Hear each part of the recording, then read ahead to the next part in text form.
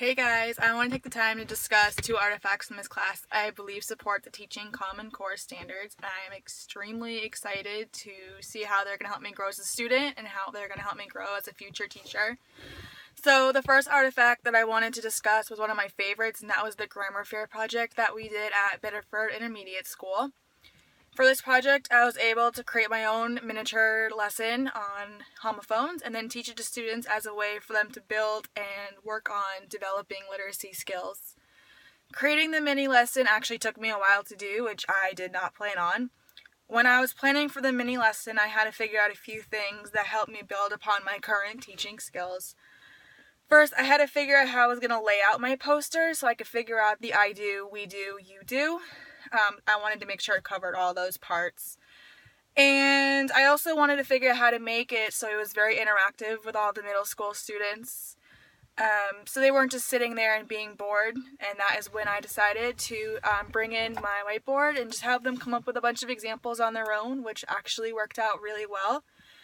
I was able to figure out how to make the poster engaging, and I did that by actually having homophones on the poster board that were velcroed, so they could put two and two together and make their own matches, and then just work on sentence structure and figuring out which was the right homophone in that sentence. So if I had to do this again, I probably would not change a lot of it. I think that it overall went really well. I think that this supports the Common Core teaching standard number 3, as I had to work in an unfamiliar learning environment and had to quickly adapt to it to make sure that the students were meeting my objectives for this project and were engaged the entire time. So Common Core standard number 3 talks about learning environments and says the teacher works with learners to create environments to support individuals and collaborative learning, encouraging positive social interaction, active engagement in learning, and self-motivation. So specifically looking at the standard, going into more depth, I think that it coordinates perfectly with 3B, which is develops learning experiences that engage learners in collaborative and self-directed learning and extends learner interaction with ideas and people locally and globally. So for this project, students had to engage in self-directed learning. In the end, they got to build on their literacy skills and stay engaged within the experience. I also believe that it coordinates with 3I, which is understands how learned diversity can affect communication and knows how to communicate effectively in different environments. So before this project, I've never come across a student that didn't know how to speak English, and they did not know what I was saying, so it was a challenge to figure out how to effectively communicate with them in order to understand what we were doing. I honestly, this was one of my big takeaways from this experience and will help me as a future teacher. I also believe it coordinates with 3N, which is committed with working with learners, colleagues, families, and communities to establish positive and supporting learning environments. So there was a mini lesson. I had to make sure that all the students came to my station. They were having fun and learning. I was committed to make sure that they stayed on task and had a positive learning environment, and I wanted them to think of it as more of a game and an activity and rather just an extension on their learning day. So the second artifact that I wanted to discuss for my final is the fieldwork and the reflections that we were required to do. I was able to do this in a 4th grade classroom, and I did complete over more than the 20 hours that were required.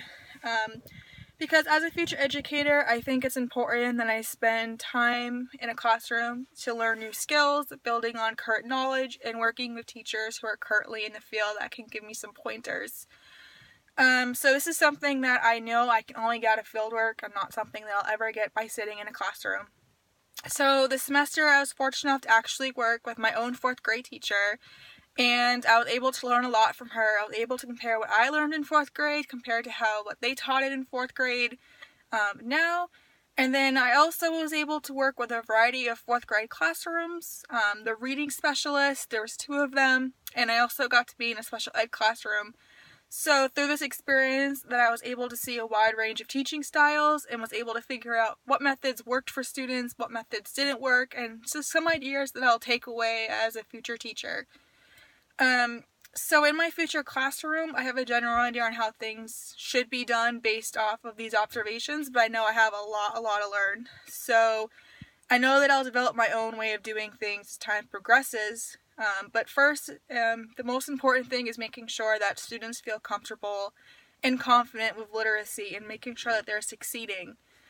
And the one thing I observed that I like the idea of, is to group students based off of their reading level.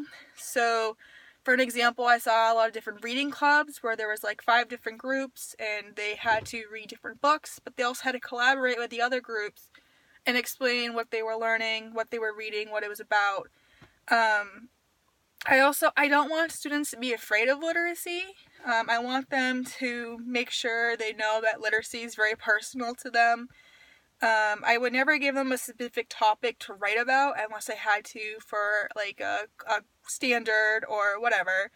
Because I feel like it gives them more room to grow as a reader and as a writer.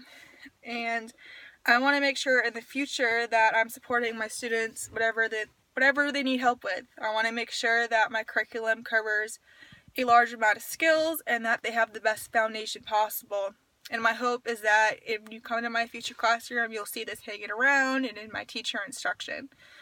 So as far as what I've learned based on all of that field work, I believe it demonstrates the Common Core Teaching Standard number 9, which is about reflection and continuous growth.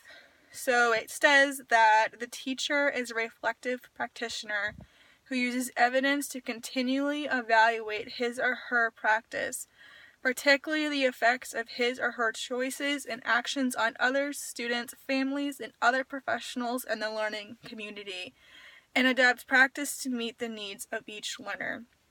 So looking at that standard more in depth, I think that it coordinates perfectly with 9A, which is engaging in learning opportunities to develop knowledge and skills in order to provide all learners an engaging curriculum and learning experiences based off of the local and the state standards.